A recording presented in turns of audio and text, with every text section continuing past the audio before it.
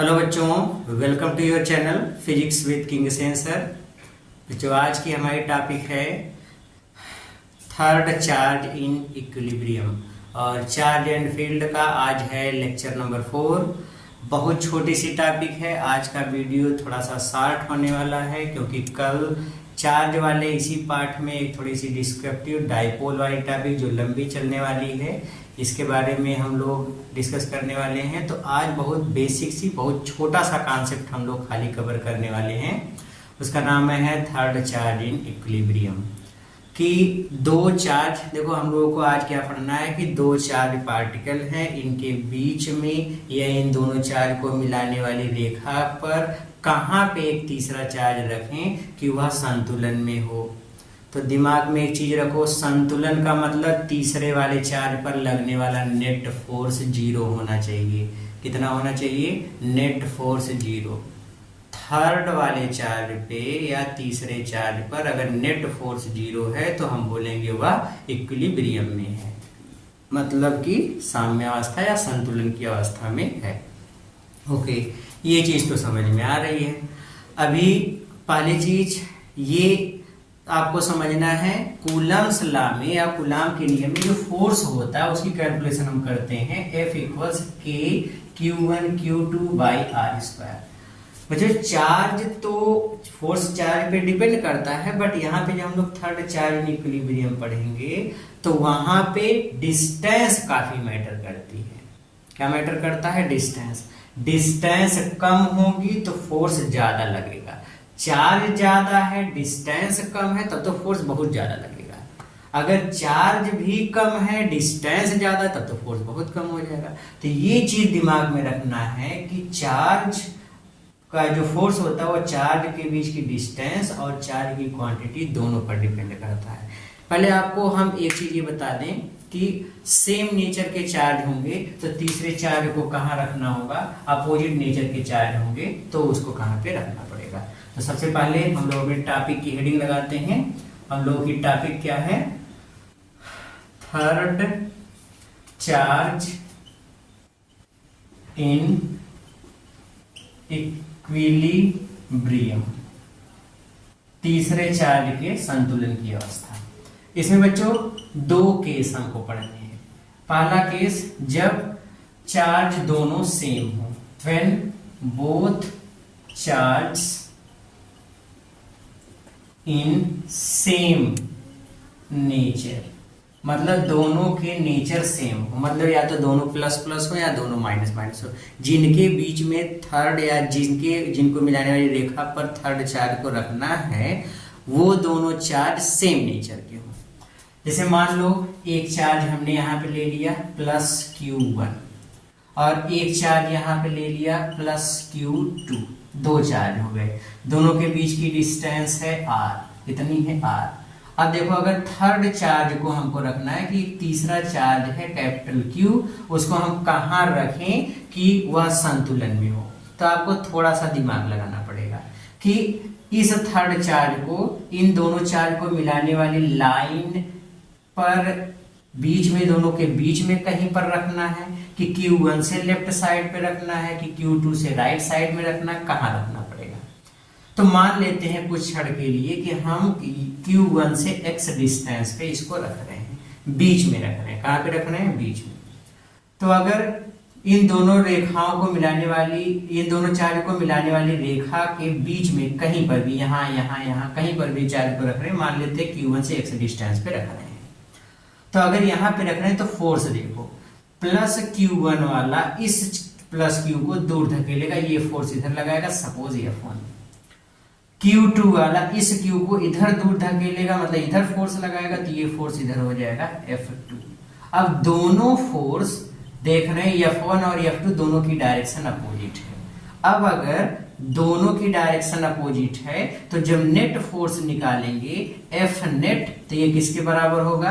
F1 minus F2। जो बड़ा होगा उसमें से छोटे वाले को घटा देंगे। अब चार्ज तीसरा वाला संतुलन में रहे, इसके लिए F नेट की वैल्यू कितनी होनी चाहिए? 0। और F नेट 0 होगा तो F1 और F2 आपस में बराबर होंगे। F1 और F2 के मैग्नीट्यूड आपस में क्या हो जाएंगे? बराबर। ये बराबर हो गए, मतलब दोनों फोर्स एक दूसरे पर दोनों फोर्स जो होंगे एक दूसरे के लिए इक्वल मैग्नीट्यूड के होंगे, डायरेक्शन में अपोजिट होंगे, तो ही नेट फोर्स 0 होगा। ओके, अभी एक चीज तो ये समझ में आए कि अगर सेम नेचर के चार्ज हैं, चाहे प्लस प्लस या माइनस माइनस क्यू के चार्ज हैं, तो बीच में जब भी हम चार्ज मतलब जब थर्ड चार्ज को रखना होगा तो दोनों चार्ज को मिलाने वाली रेखा पर दोनों चार्ज के बीच में कहीं पर रखते हैं। एक बार फिर से सुनो मैं क्या बोलना चाह रहा हूँ। देखो, अगर दो सेम नेचर के चार्ज हैं, दोनों प्लस प्लस है या दोनों माइनस माइनस है, जो थर्ड चार्ज जिसको संतुलन में रखना है वह हमेशा दोनों चार्ज को मिलाने वाली रेखा पर दोनों चार्ज के बीच में कहीं पर रखा जाएगा। ठीक है, ओके। ऐसा कब होगा? जब दोनों चार्ज सेम नेचर के होंगे, तो मतलब दोनों प्लस प्लस या दोनों माइनस माइनस होंगे। तो इसके लिए एक ट्रिक भी है, इसके लिए एक ट्रिक भी है। वो ट्रिक है, आप डिस्टेंस एक तो F1 बराबर F2 करके आप फाइंड कर सकते हैं। देखो, F1 बराबर F2 करके भी फाइंड कर सकते हो, अथवा एक दूसरा आपको सीधे सीधे डिस्टेंस फाइंड करने का मैं फार्मूला बता दे रहा हूं। उस फार्मूले को ध्यान से देखो। एक चार्ज है Q1, ये स्मॉलर चार्ज है, मतलब छोटा वाला चार्ज है। एक चार्ज है Q2, ये वाला चार्ज लार्जर है, लार्जर मतलब बड़ा वाला चार्ज है। दो चार्ज एक दूसरे से चार्ज के बीच की डिस्टेंस है r। ओके, मान लो थर्ड चार्ज को हम रख रहे हैं Q, जिसको हमको संतुलन में रखना है। ये स्मॉलर चार्ज से x डिस्टेंस पे है। कितने डिस्टेंस पे है? x डिस्टेंस पे है। तो x की वैल्यू किसके बराबर होती है? तो x की वैल्यू हम फाइंड करते हैं √Q2 upon √Q2 plus √Q1 multiplied by r। इस फार्मूले से हम लोग डायरेक्टली x की वैल्यू फाइंड आउट कर लेंगे। क्या निकाल लेंगे? x की वैल्यू। क्लियर हो रहा है?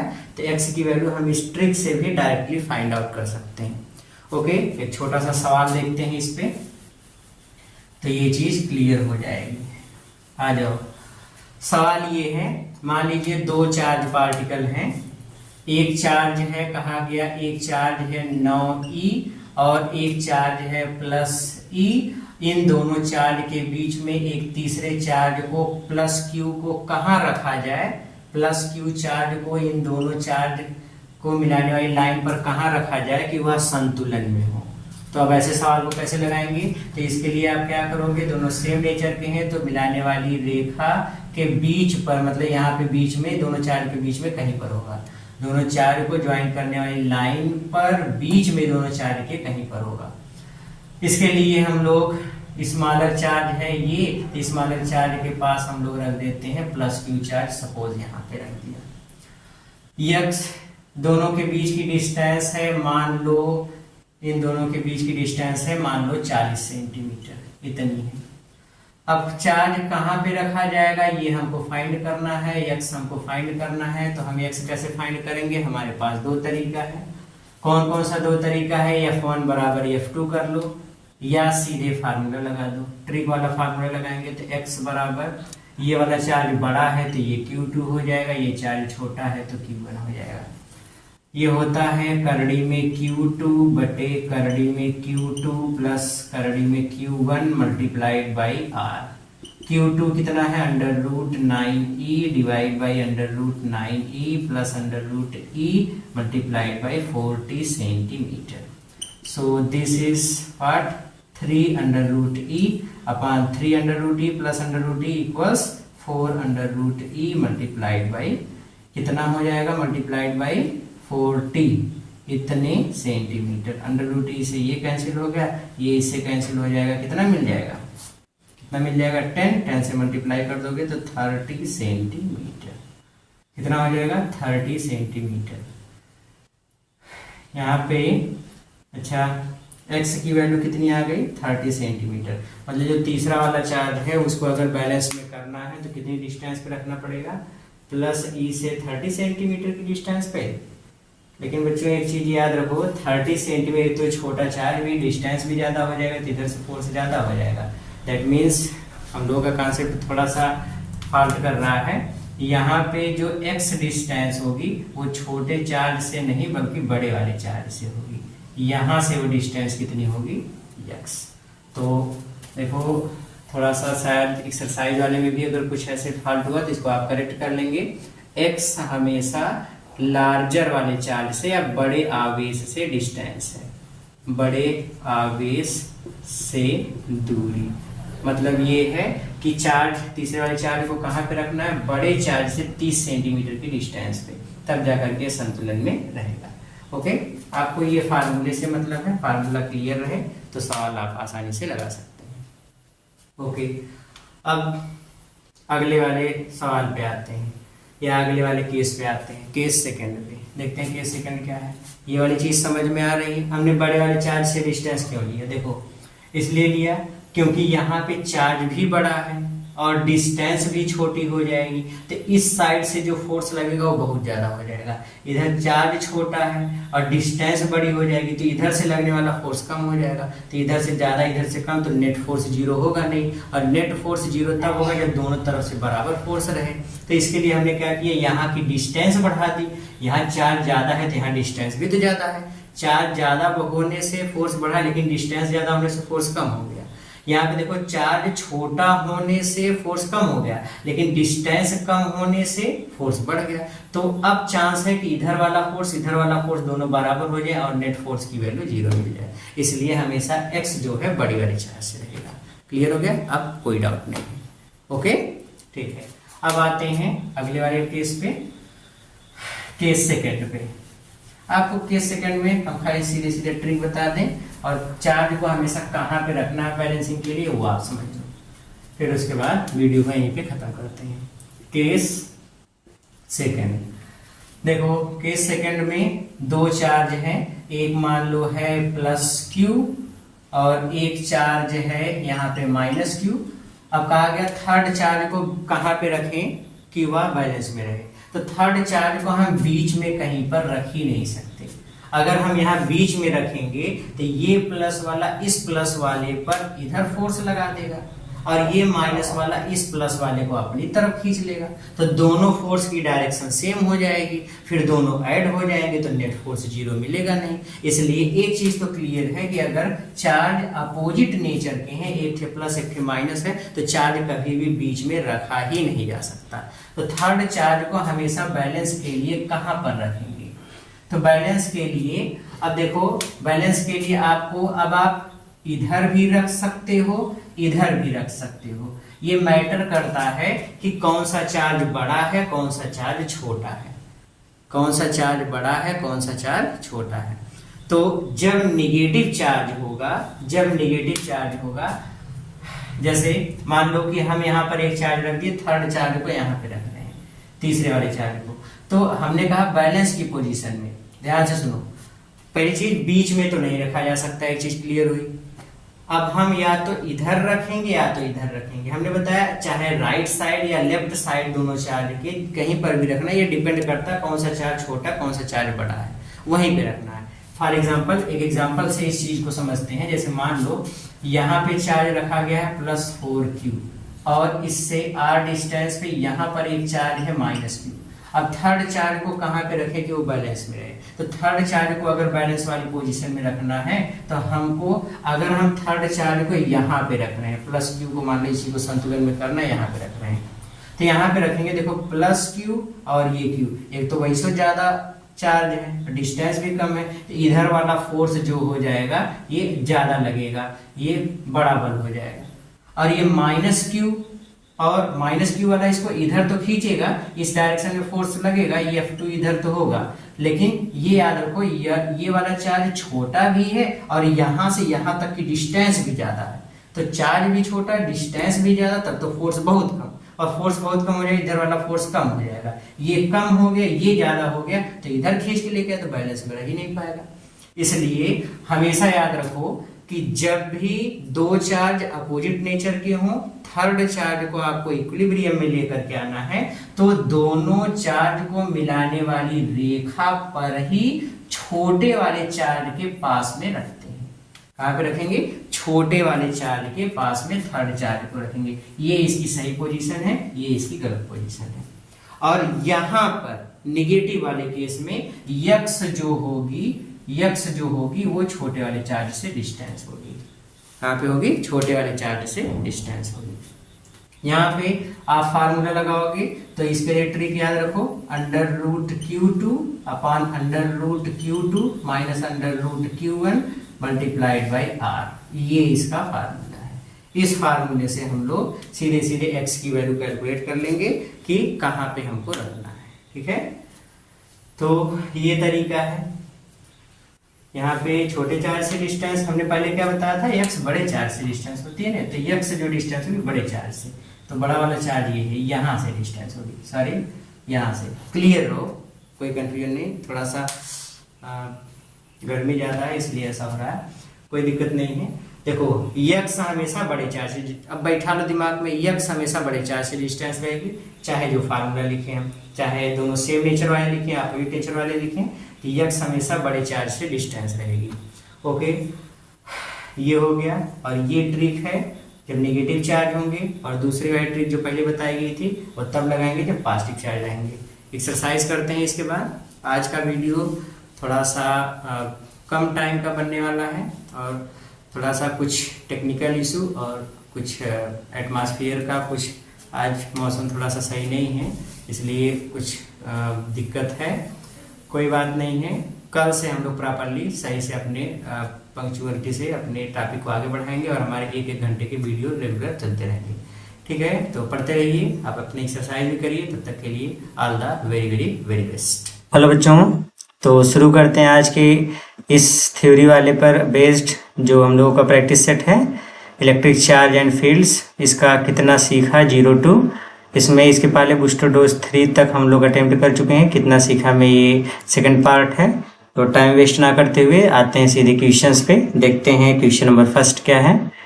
क्वेश्चन नंबर फर्स्ट, इसमें बच्चों नंबरिंग नहीं की गई है, नंबरिंग का आज थोड़ा इशू रहेगा, उसको आप खुद से समझते रहेंगे। सीरियल वाइज आपको क्वेश्चन मिलता रहेगा।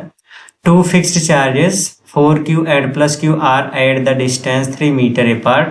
At what point between the charge a third charge plus q must be placed to keep it in equilibrium? हमसे कहा गया है कि 2 चार्ज पार्टिकल्स हैं, एक चार्ज है +4q और एक चार्ज है +q, दोनों एक दूसरे से 3 मीटर की डिस्टेंस पे हैं। एक थर्ड चार्ज को दोनों चार्ज के बीच में कहाँ पर रखें, सपोज ये x डिस्टेंस पर रखा गया है, कहाँ पर रखें कि जो तीसरा वाला चार्ज है +q ये इक्विलिब्रियम में रहे, मतलब संतुलन की अवस्था में रहे। इसको कहाँ पे रखना है, तो इसके लिए हम लोगों को ट्रिक पता है। अगर 2 सेम नेचर के चार्ज हैं तो जो डिस्टेंस होती है वो होती है √Q2 divide by Q2 plus √Q1 multiplied by L या R, जो दोनों के चार्ज के बीच की डिस्टेंस है। Q2 बड़ा चार्ज है, Q1 छोटा चार्ज है।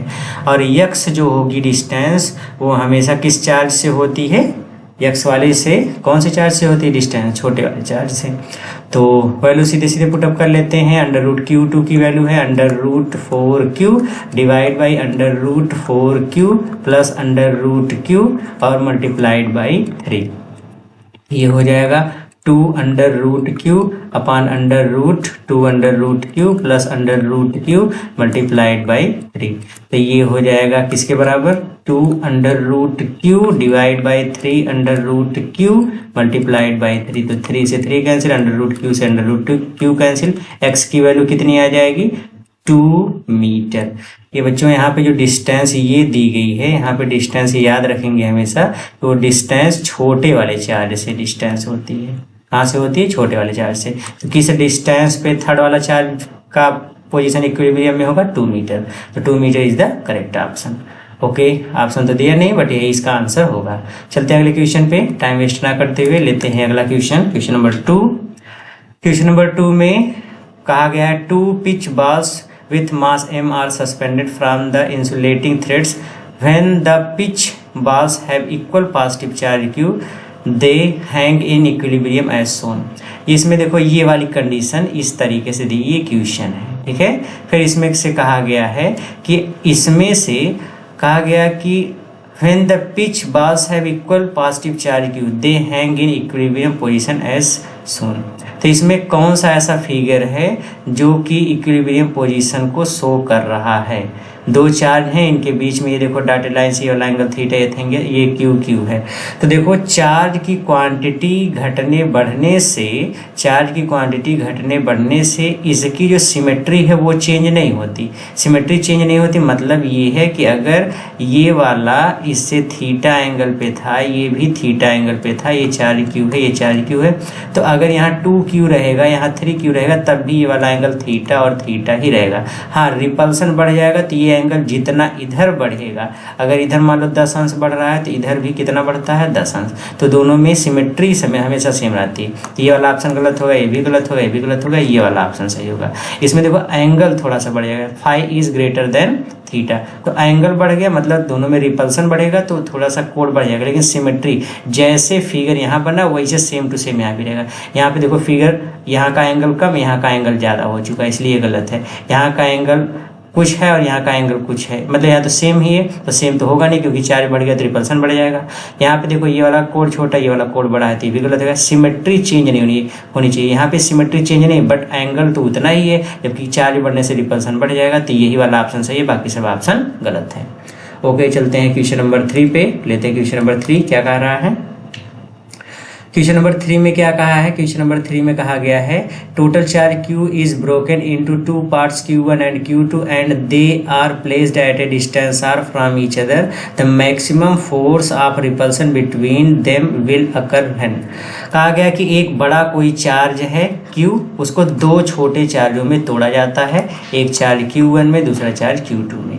कहा गया जब इसको तोड़ा जाता है तो अब चूंकि Q1 प्लस Q2 बराबर Q होगा, तो अगर हम Q1 की वैल्यू निकालें तो Q माइनस Q2 घटा दें तो ये कौन सी वैल्यू मिल जाएगी? Q की। ओके, अरे भाई चूंकि बड़ा चार्ज Q था, total charge Q1 plus Q2 के बराबर है, तो यहाँ से Q2 निकालेंगे या Q1 निकालेंगे, Q2 इधर कर दो, Q माइनस Q1, ये वाला रिलेशन हमको मिल रहा है। तो यहाँ पे कहा गया एक बड़ा चार्ज है Q, इसको दो छोटे चार्ज Q1 और Q2 में तोड़ दिया गया। कहा गया Q1 और Q2 को किस रेशियो में या किस ढंग से तोड़ करके दो पार्ट किस ढंग से किए जाएं कि उनके बीच जो फोर्स है वो मैक्सिमम रिपल्सन का फोर्स लगे, जबकि उन दोनों को r डिस्टेंस पे रखा जाता है। तो एक वाला चार्ज हमने ले लिया, मान लो पहला चार्ज है Q2 और दूसरा चार्ज जो Q1 है, Q1 की वैल्यू किसके बराबर है? Q1 की वैल्यू है Q माइनस Q2, ये है, और दोनों एक दूसरे से कितने डिस्टेंस पे? r डिस्टेंस पे है। मान लो इस समय फोर्स मैक्सिमम लग रहा है, F कैसा है? मैक्सिमम। ओके, तो सबसे पहले दोनों के बीच लगने वाले फोर्स का फार्मूला कूलम्स लॉ से K Q1 Q2 by R square, तो K Q2 into Q minus Q2 divide by R square. Okay, अब चूंकि फोर्स मैक्सिमम है और चार्ज के साथ ही वेरी कर रहा है, तो इसका रिलेशन होता है, अगर चार्ज के साथ वेरिएबल मतलब चार्ज अगर डिस्टेंस पूछा जाता तो डिस्टेंस के साथ डिफ्रेंशिएट कर देते, चार्ज पूछा जाए इसलिए चार्ज के साथ डिफ्रेंशिएट कर देंगे इस फोर्स को।